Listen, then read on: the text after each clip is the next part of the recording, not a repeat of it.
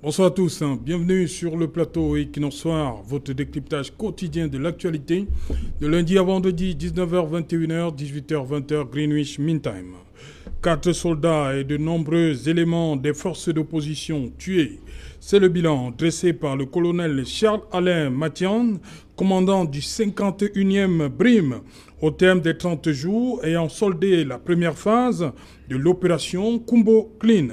Kumbo, chef-lieu du département du Buy, autrefois deuxième métropole du Nord-Ouest, avant la survenance de la crise dite anglophone. Pour le commandement militaire en poste dans le Nord-Ouest, le département du Buy reste très pollué et l'évolution sur le plan sécuritaire ces derniers mois a montré que ce département est devenu l'épicentre de l'irrédentisme dans la région, d'où l'activation de cette opération. Le colonel Charles-Alain Mathian, à la tête de plus de 300 hommes, avait pour mission principale nettoyer tout autour de la ville de Kumbo les localités qui abritaient les bases et les repères des forces séparatistes.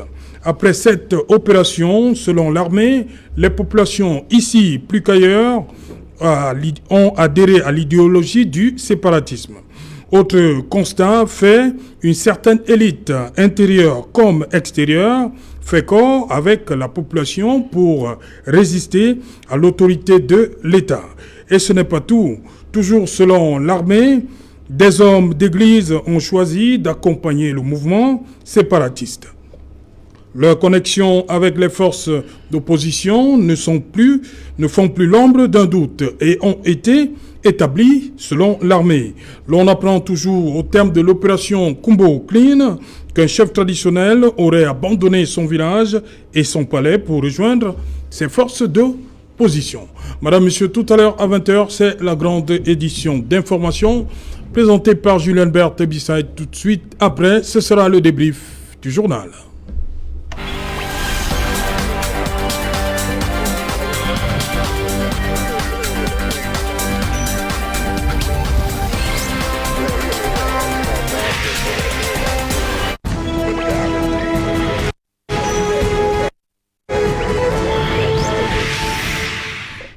Crise dans le nord-ouest et le sud-ouest.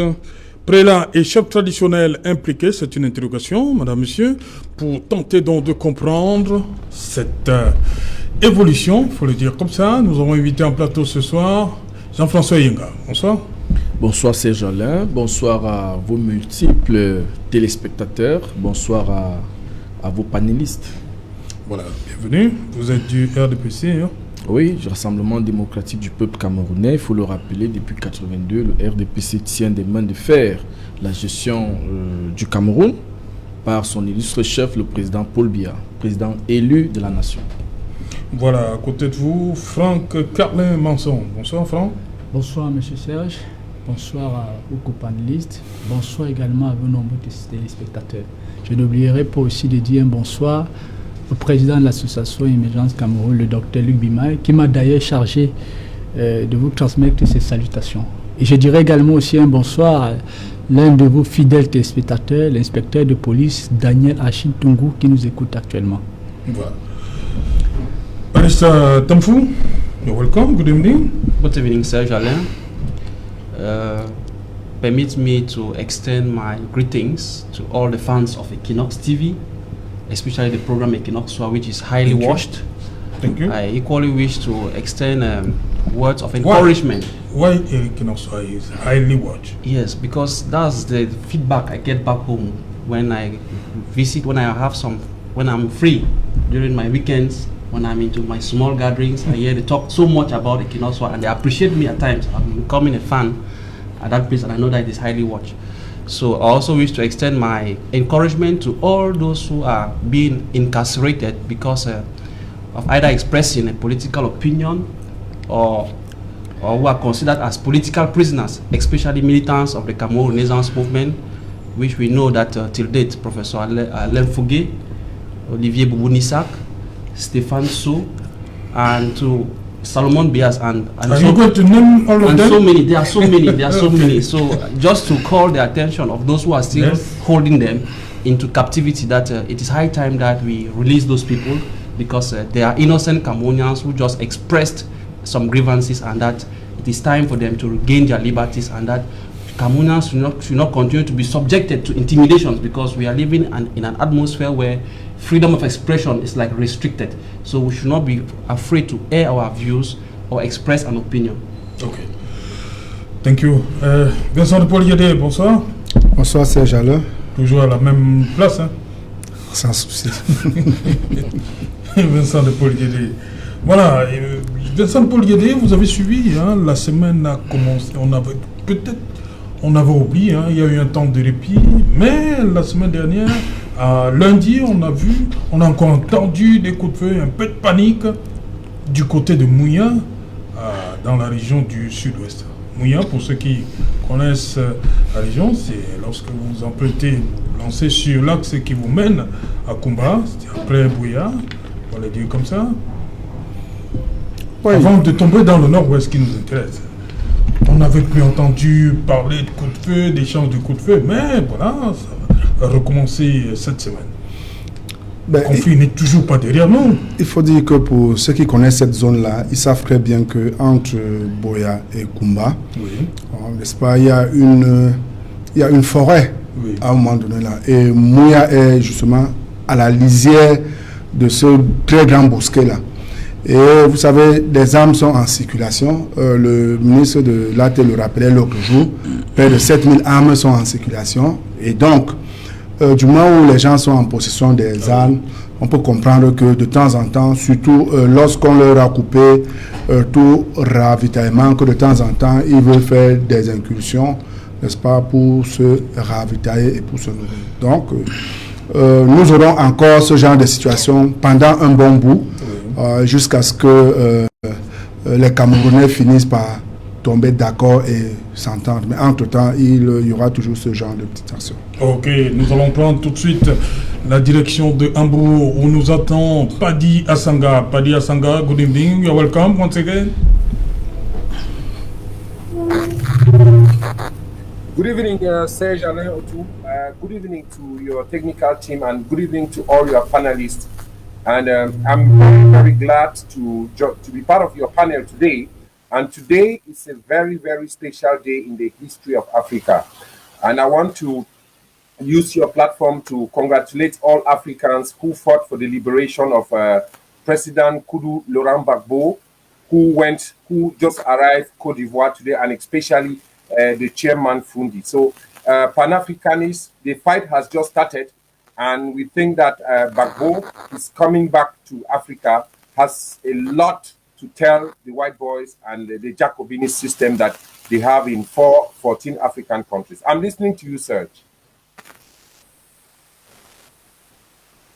C'est promis, hein, de Laurent Kudu Gbagbo et son retour avec nos envoyés spéciaux à Abidjan, Cédric Noufélé, Eric W. Ouattat et Carlos Minuet. Ce sera lors du débrief. Mais je vous pose cette question également à vous, Paddy Assanga. Paddy Assanga, la ville de Mouya a bougé lundi. On n'avait plus vu ça depuis un échange de coups de feu entre ce que l'armée appelle les forces d'opposition et les forces de défense et de sécurité. C'était lundi dernier à Mouya. Journée ville morte. Qu'est-ce qui peut expliquer ce retour-là d'échange de coups de feu entre les deux parties armées? Serge, I told you people, and I've always said that when you give guns into the hands of some boys and people who break out of prisons, it will be very difficult to take them.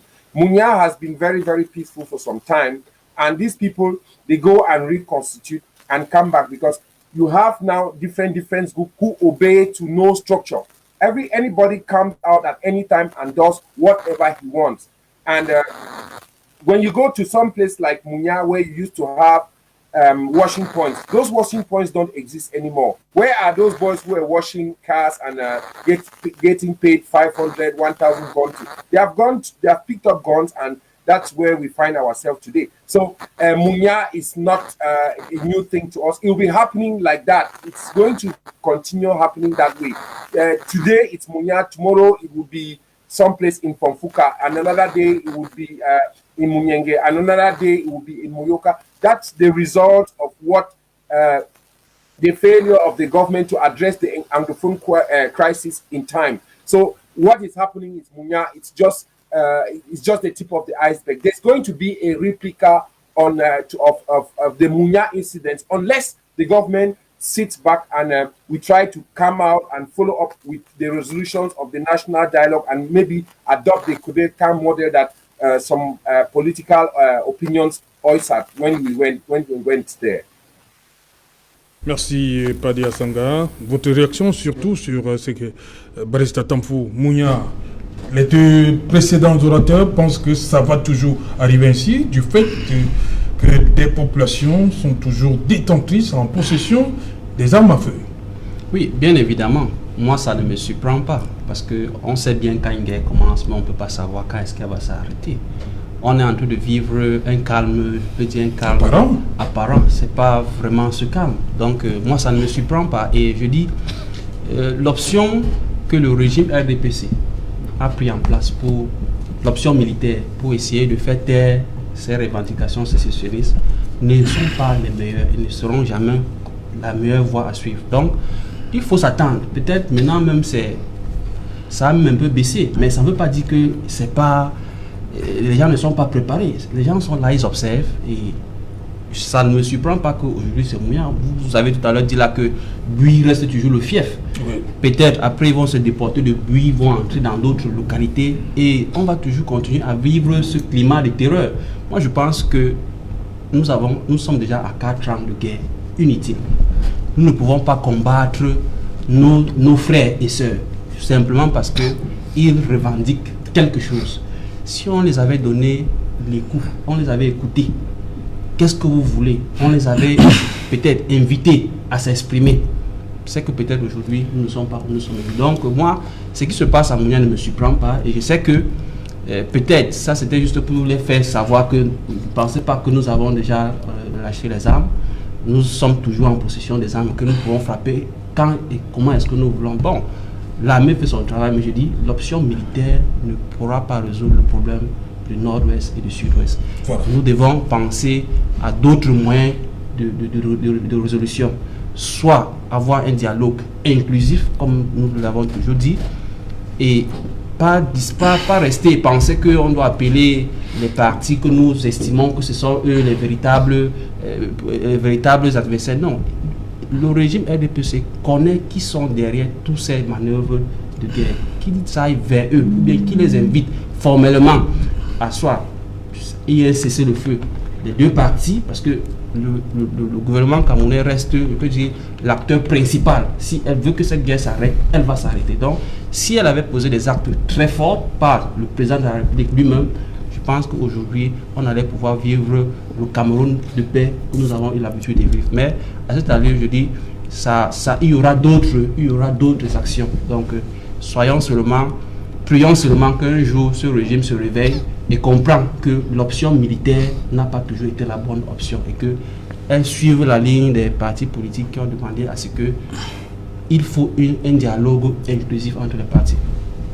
Voilà, Jean-François Yenga, le général Nkavalère, commandant de la 5e région militaire interarmée, est descendu pour féliciter les hommes et avec à leur tête le colonel Charles-Alain Mathian pour ce qu'il a appelé le succès. Pour lui, c'est un succès de cette première phase de ce qu'ils ont appelé, on l'a dit, excusez, Kumbo Clean. Quelle appréciation vous faites de cette opération Kumbo Clean? Oui, Serge Alain, je voudrais d'abord ici féliciter l'armée camerounaise qui a su se ranger du côté des faibles, c'est-à-dire ceux qui étaient oppressés dans les régions du nord-ouest et du sud-ouest. Par la suite, je félicite le chef de l'État qui a toujours eu une bonne vision de la gestion de l'État. Vous savez, en 2017, le chef de l'État au sommet des Nations Unies s'est placé en mendiant de la paix. En mendiant de la paix, le chef de l'État a tendu la main à tous les Camerounais. Ça n'a pas été facile, mais pour les observateurs honnêtes, vous allez voir que ça commence quand même à s'arranger. La guerre dans le nord-ouest n'est plus trop ce que nous avions vécu d'antan, mais ça ne peut pas finir comme ça. Nous savons bien que cette guerre en profite à beaucoup de gens, notamment dans l'opposition. Et ces coups de feu arrivent à point nommé, après la lettre des 20 femmes que j'ai toujours qualifiée de malédiction pour le Cameroun.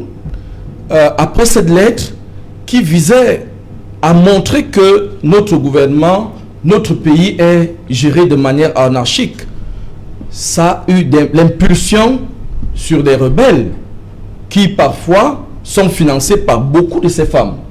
Vous avez vu des vidéos qui circulaient où Maître Alice Comme et autres se sont retrouvés pour collecter de l'argent et appeler Phil Marshall à venir entrer en possession de cet argent pour assister les âmes au nord-ouest et au sud-ouest.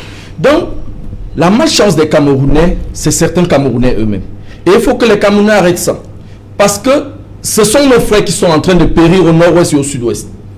Et le chef de l'État est en train de tout faire. Et seul, vous avez vu Madame Henriette Ekoué, qui a carrément régné sa signature dans une chaîne concurrente. Pourquoi? Parce qu'elle a tout simplement suivi que les Nations Unies demandaient à restreindre le visa à certaines personnes.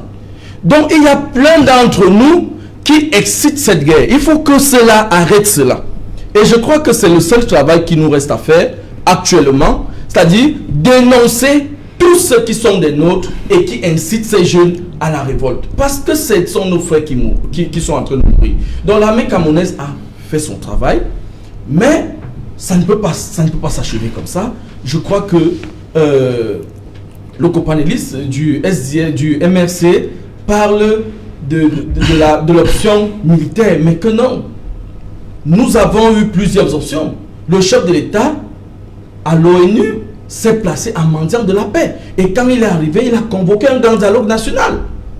Le grand dialogue national n'est pas ce qu'il est parce que le MRC n'était pas là. Il y avait beaucoup de fils de la nation qui étaient là. Et plusieurs résolutions ont été prises. Et ce ne sont pas des résolutions qui se passent en un jour, ce sont des résolutions qui se passent au fil du temps. Et c'est en train d'être implémenté sur le terrain. Des recommandations qui sont en train d'être implémentées sur le terrain. Alors nous voulons dire, c'est un cas où les gens sont en train de perdre leur vie. Ce n'est pas la politique. La politique est passée en 2018 avec la victoire du président de la République, son Excellence Paul Biya. Actuellement, nous sommes dans la sauvegarde de l'État, la sauvegarde des vies de nos populations. Vous avez vu en France dernièrement, lorsqu'on a giflé le président Macron, même Marine Le Pen s'est rangée du côté de la République. C'est ce qu'il faut actuellement pour sauver les vies dans le nord-ouest. Il faut que tous les Camerounais se rangent du côté de la paix et on aura la paix dans le nord-ouest. Tant que tous les Camerounais, tant que vous allez voir 20 femmes qui se regroupent dans une cuisine pour écrire une lettre aux Nations Unies pour ne pas accompagner le chef de l'État, au FMI et autres, on n'aura jamais la paix au Cameroun. Il faut que ces prédicateur, ces apprentis sorcières et sorciers cessent ces manigances pour que nous retrouvons la paix au pays. C'est ce que je voudrais dire aux Camerounais, que quels qu'en soient les cas, et je veux chuter en appelant nos frères du nord-ouest et du sud-ouest à déposer les armes. Il y a plusieurs manières de revendiquer. Nous avons certes des problèmes. Alors vous avez vu lorsque cette crise a commencé en 2016, c'était les revendications des avocats. Le chef de l'État et des enseignants. Le chef de l'État a pris des mesures. Il a demandé à l'OADA de traiter les textes en anglais. Il a ouvert des facultés, des départements d'anglais à Douala, à Maroua et à Ngaoundéré. Le chef d'État a pris tout un chapelet de mesures jusqu'à donner un statut spécial aux régions du nord-ouest et du sud-ouest. Ça veut dire que le chef de l'État a tout fait. Et ce qui manque maintenant, c'est que les Camerounais s'alignent et que certains partis politiques comprennent que la crise dans le nord-ouest n'est pas un tremplin, ce n'est pas un programme politique. Il s'agit des gens qui sont en train de mourir. Il faut que nous nous allions tous du côté de la paix. Vous n'allez pas revenir en 2018, gagner l'élection. 2018 est passé. Ce qui est utile tout à l'heure maintenant, c'est que les Camerounais s'alignent tous et qu'on ramène la paix dans le nord et le sud. Voilà, merci Jean-François Yenga. Je vais rectifier, j'ai dit tout à l'heure le général. Il est général de brigade. Cavalaire. Pour préciser, dans l'armée, ça ne badine pas, il faut donner... Que nous saluons déjà beaucoup. Le général de brigade Cavalaire. J'espère qu'il nous regarde. Bon, dites-moi, vous avez il a dit que l'option militaire n'est pas la solution. Mais là, au bout de 30 jours, l'armée dit avoir fait un pas qui est quand même considérable à travers l'opération Kumbo Clean. Quelle appréciation vous faites? Merci Serge Alain. Parce que l'année dernière, il y a eu Bamenda Clean. Maintenant, il y a Kumbo Clean. Est-ce que l'option militaire n'est pas un moyen de...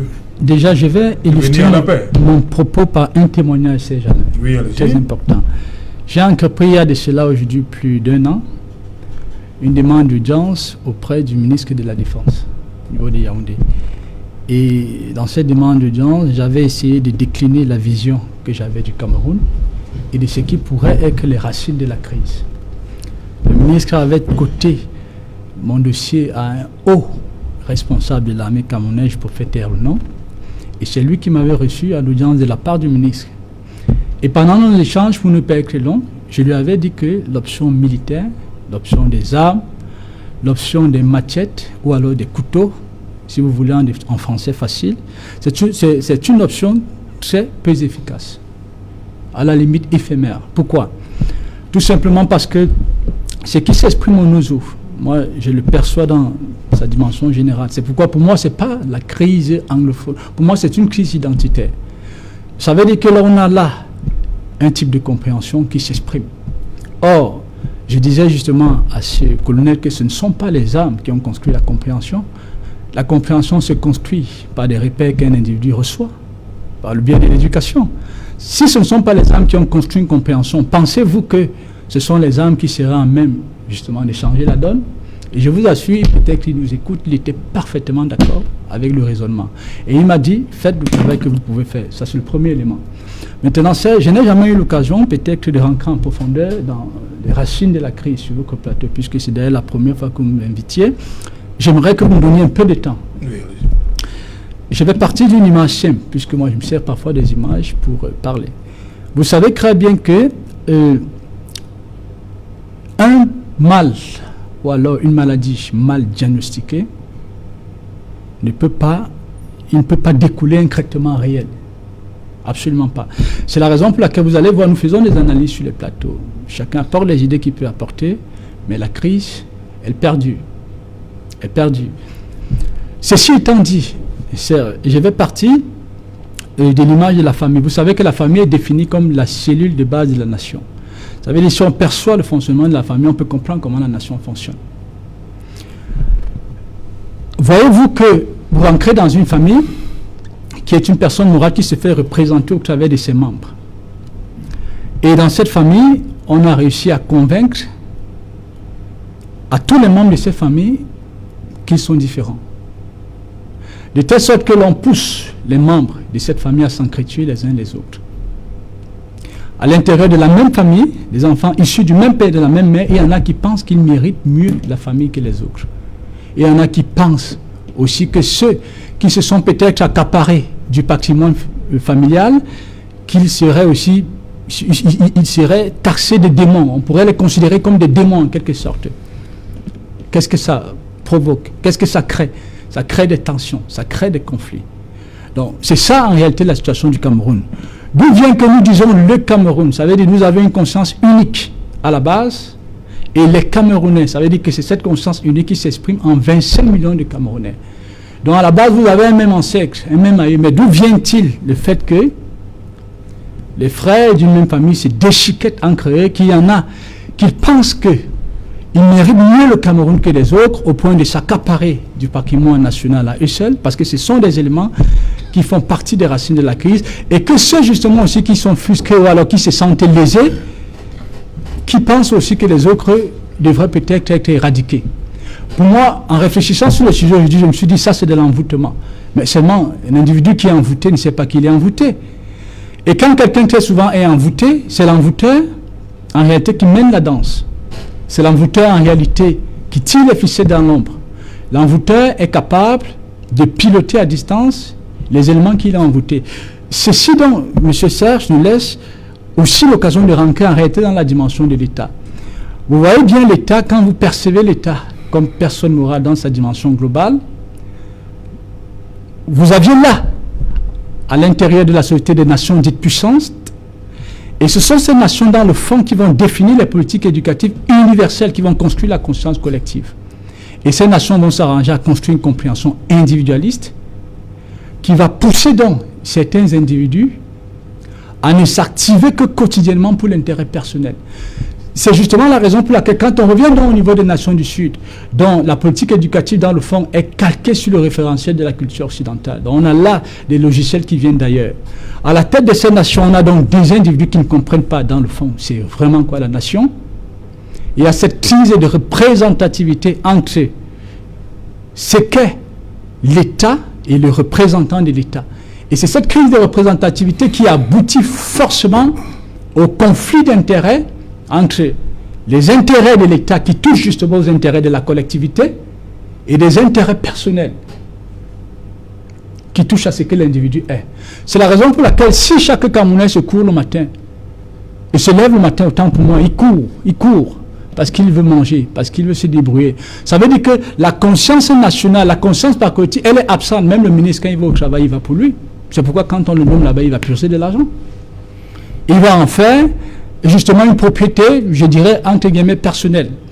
Donc c'est ça. Donc il faut donc que les gens comprennent que, ceux surtout qui sont à la tête, que les populations en réalité sont comme des chevaux. Pour vous servir d'un cheval, afin qu'il vous mène à une destination, vous deviez l'entretenir. Vous devez nourrir le cheval. Si vous ne nourrissez pas le cheval, il devient un danger. Cette monture peut vous renverser. Et c'est ça, en réalité, qui est la cause. Donc vous voyez que nous avons deux dimensions en ce qui concerne des facteurs, on a des facteurs endogènes et exogènes. Endogènes dans la mesure où c'est la compréhension qui s'exprime, qui a été construite, et exogène dans la mesure où cette compréhension, dans le fond, tire sa racine de ces lois. Ok, merci. Vincent de Paul Guédé, justement, dans ce que l'armée a appelé opération Kumbo Clean, des prélats, c'est-à-dire des hommes d'église, et des chefs traditionnels qui sont, pour l'armée, sont impliqués. Ils ont, entre guillemets, choisi l'autre camp. Comment comprendre cette situation-là? Je voudrais d'abord saluer ici la bravoure de nos forces de l'ordre qui se sont impliquées, n'est-ce pas, dans la défense de la patrie. Je salue également la mémoire de ceux qui sont tombés. Et même des Camerounais, des citoyens camerounais de cette zone qui sont morts, qui ne demandaient qu'à vivre dans un pays de paix. Alors, pour mieux comprendre cette situation, il faut se rappeler de ce qui se passait en tout début. Nous avons vu des chefs traditionnels qui étaient ligotés, enlevés, torturés, assassinés. Il y a même eu des prélats. C'est par peur pour leur vie qu'ils ont choisi de se ranger, entre guillemets. Je voudrais des forces d'opposition. Tout simplement expliquer que nous avons vu un certain nombre de chefs traditionnels qui ont quitté cette zone. Oui. Alors, ceux qui y sont restés et qui sont restés fidèles à la République, à un moment donné, même ceux-là ont trouvé la mort. Il fallait développer des mécanismes de suivi. Oui. On peut donc comprendre que, en l'absence de toute protection apportée par l'État central, qu'ils aient trouvé le moyen de subsister, hein, n'est-ce pas, pour ne pas se faire assassiner, pour ne pas se faire tuer comme leurs confrères. Maintenant que l'État revient et que l'armée a cette information, moi je crois que c'est une très bonne chose. Ça prouve que on est à la recherche, n'est-ce pas, des solutions. Et ces solutions vont justement passer par la remise en confiance de ces citoyens qui se sont retrouvés à un moment donné abandonnés. Nous avons tous vu des vidéos où ils étaient menacés, pourchassés. Il fallait bien qu'ils survivent. Et dans ces circonstances, la seule chose à faire était de s'allier à leur bourreau. Maintenant que l'armée revient, il faudrait qu'elle mette les populations en confiance, qu'elle soit plus présente et ayant la légitimité et le monopole de la violence, que ces populations, lorsqu'elles vont se sentir en sécurité avec ces forces armées, vont revenir. Personne ne peut accepter perdre sa vie parce qu'il est fidèle à la République. Beaucoup sont morts, ils ne reviendront pas. Tout simplement parce qu'ils ont voulu, n'est-ce pas, rester fidèles à la République. Je crois que ces Camerounais qui, à un moment donné, ont fait ce choix-là, en réalité, c'est parce qu'ils n'avaient pas le choix. C'est le seul choix qui se présentait à eux pour rester en vie. Donc, l'armée qui a ces informations, je pense qu'elle va les exploiter de la meilleure des manières, pas en livrant une bataille, pas en livrant une guerre à ces chefs traditionnels, pas en livrant une guerre à ces prelats, mais en leur tenant un discours qui rassure pour dire désormais vous n'avez plus à avoir peur, l'armée est là pour votre sécurité, vous n'avez plus à vous allier à ceux-là qui en réalité ne se battent même plus pour une cause noble aujourd'hui, mais qui se battent pour leurs propres intérêts. Lorsqu'ils ont sacrifié les populations en faisant des rapts, en enlevant, en prenant des rançons, ce n'était plus pour la défense des intérêts de ces populations-là. Et nous savons que la plupart d'entre eux se sont fait beaucoup d'argent et les chefs ont voyagé, ont quitté le Cameroun. Donc ils se battaient pour eux-mêmes.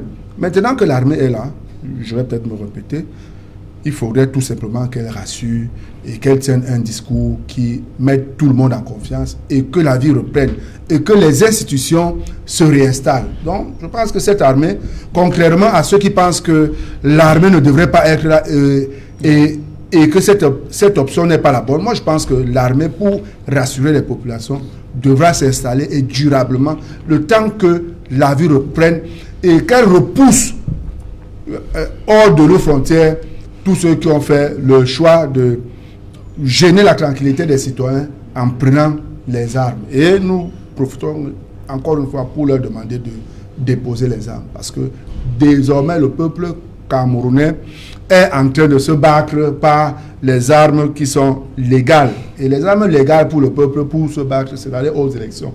Donc, si les zones sont pacifiées, et s'il y a un mécontentement qui perdure, et si d'aventureuses revendications, ils estiment qu'elles ne sont pas satisfaites, ils auront donc la possibilité de sanctionner au moins de leur carte d'électeur. Et c'est pour ça que je vais joindre ma voix à celle du président du PCN qui hier invitait les Camerounais à s'inscrire sur les listes électorales pour dire que nous sommes à 2 mois et demi de la clôture des inscriptions sur les listes électorales, que les Camerounais aillent s'inscrire du nord au sud, de l'est à l'ouest. Investissons les bureaux d'Elecam pour nous inscrire. C'est fort de nos inscriptions, c'est fort de nos cartes d'électeurs que nous pourrons influencer, n'est-ce pas, l'avenir de notre pays, mais pas en prenant les armes comme ça a été fait. Justement, quand on dit que les armes ont montré leurs limites, on peut dire la même chose à ceux qui ont pris les armes, que 4 ans plus tard, vous voyez très bien là où vous avez mis les populations. Et je crois qu'ils ont compris, puisque l'un des plus farouches défenseurs de cette théorie des revendications par les armes a tenu un discours pour dire que les ghost towns prennent désormais fin, parce qu'il s'est rendu compte qu'en réalité, ça causait plus de tort aux populations et rien n'a véritablement bougé dans le sens où il souhaitait. Voilà. Barista Tampou, vous également, vous pensez que les chefs et les prélats n'avaient pas autre choix que de s'aligner derrière cette cause, à peur pour leur vie? Well, there can be so many reasons that push them to either join.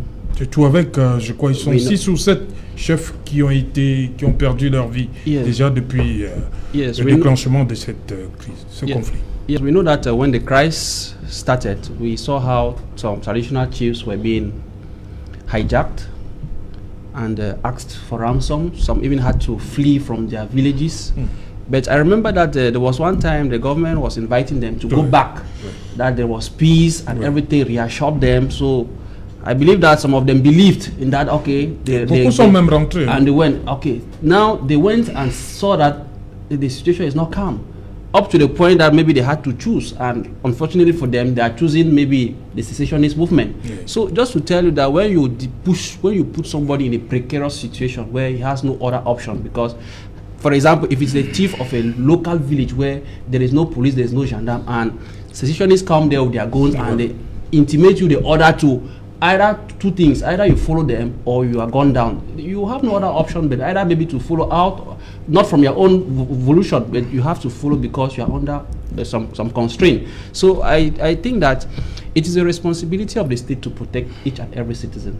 So when you have given them assurance and guarantee that they will be protected wherever they are, and they went back to their villages, and today you come and cry that why have they joined secessionist movement? It means that on your own part you failed to secure them, and it is a normal reason. You cannot do otherwise. If you are on gunpoint and you have a secessionist before you who is telling you do this, you are forced to do it. At times you do it not because you really want the movement, but because you have been abandoned on your own self. The government was not there, or the security forces were not there to secure you or to secure the environment or the village, and you are forced to join that movement. So those are some of the collaterals or consequences of the war in which we are living. But it's however regrettable because we push Cameroonians to adhere to something that they do not want. It's not only even today when you look at the crisis, everybody is involved. You don't even know who is who again into the crisis. Even government officials are into it. So if you look, the crisis is absorbing almost everybody. So it's regrettable, but we have to rethink and really give ourselves some understanding. The state that has the responsibility to protect Cameroonians should continue in that effort to do everything possible to avoid, because now like this, when you go to a village, you don't see people. Everybody has gone. What is the state doing to bring back those people? The state is not doing anything. So you will not tell people that come back, we are reconstructing, there's reconstruction going on, come back, when you have not assured that they will reconstruct and they will come back and there will be safety. So the government is failing in one point to think that the crisis is maybe coming to an end, or that it is winning. The operation in Kumbo, whether it's Operation Kumbo Clean or whatsoever, the government is not telling the truth. The government knows that it cannot win this war militarily. Yes, you may maybe frighten or maybe have some calm for some time, but you will still see that after some time they will still come up. So the best resolution should be that let's sit and let's talk this thing together, so that those who have taken up arms to fight the government should be able to shun away from it, and the government who is there to make people or secure the safety of people should be able to exercise its functions without any obstruction. So it's regrettable that people, because when there was this conflict, everybody were looking to priests.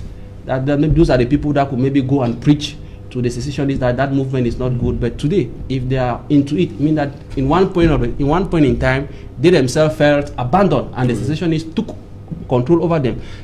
In the north where I come from, the chief is a respectable person who can talk to his subjects and they understand it. So if today the chiefs themselves are joining the movement, then there is a problem.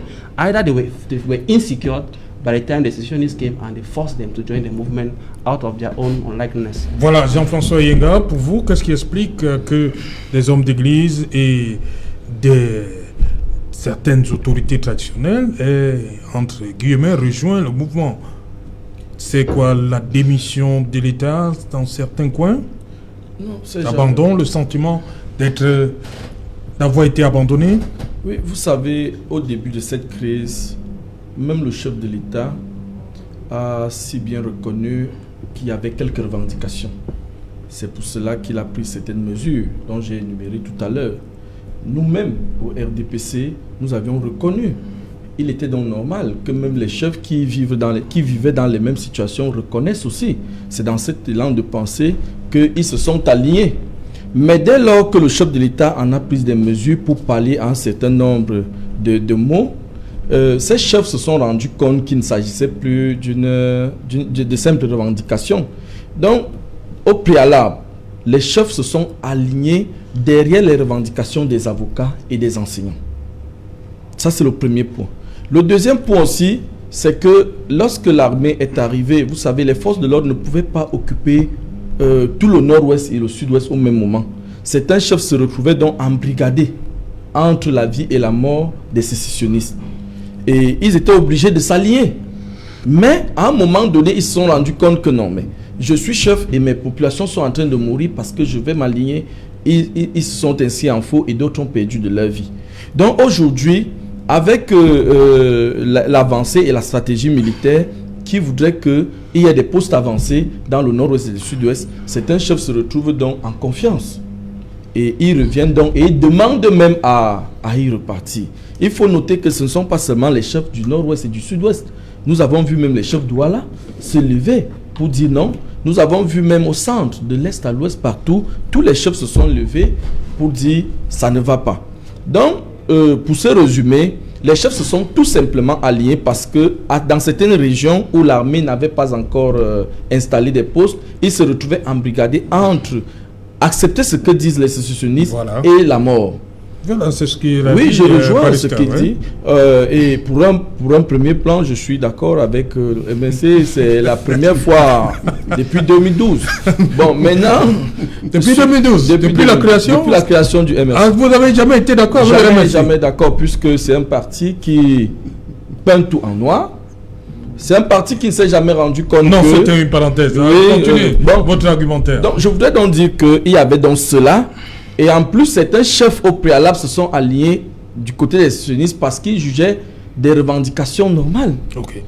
Et par la suite, ils ont compris que ce n'était que des gangsters et ils ont changé d'avis. Voilà, vous permettez d'abord qu'on prenne l'avis d'eux. Voilà, justement. Padi Asanga, pour vous, est-ce que vous comprenez, comme certains ici sur le plateau, que c'est faute de mieux, hein, parce qu'ils se sont sentis abandonnés pour un instinct de survie, comme on dit. Certains chefs et des prélats ont choisi de rejoindre la cause séparatiste. C'est votre avis également?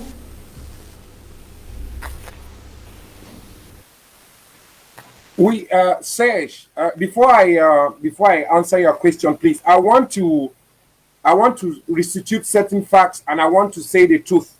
The militant of the Jacobinist party, CPDM, just told a lie on this platform, and I want to make that one clear.